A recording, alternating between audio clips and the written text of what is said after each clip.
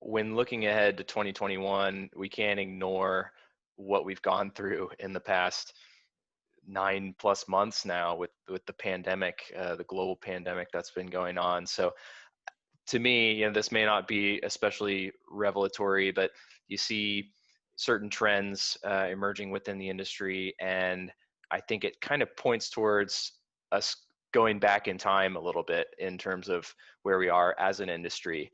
You see the number of breweries is still very large, yet maybe peaking a little bit. But at the same time, we see a resurgence of these old players in the industry that have maybe been forgotten about by certain craft consumers, or people feel they have moved on. So I think the trends maybe point towards these legacy brewers having a sort of resurgence going forward, and small brewers, particularly like the hyper local, receding a little bit, maybe more to their local area, whereas up until this point they were taking the aggressive play of trying to seek, whether it's distribution or self-distribution, to extend their footprints, maybe backing down a little bit and focusing on that home base, more of that neighborhood pub type of vibe. In a way, it's a continuation of what we've been seeing with the bigger breweries.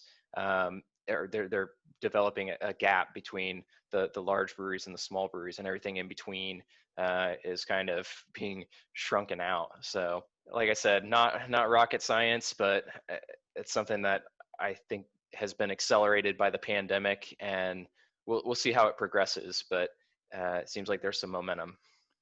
A lot of the ways, places beer is being bought and caters to some of the strengths of these larger breweries.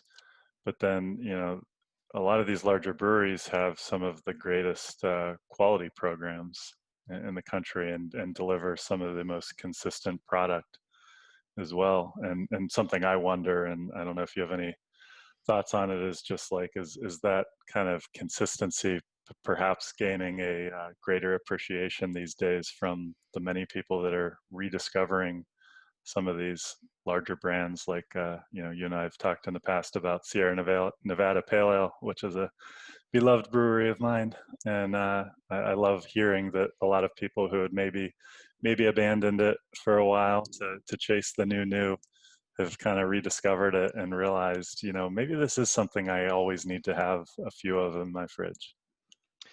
I definitely think that quality and consistency plays a part of it, and that's something that kind of happens behind the scenes from what a lot of consumers see. It's easy to mess it up and have the mess up stick out, but you don't always get credit as a brewer for making the beer the way you say you're supposed to, time after time.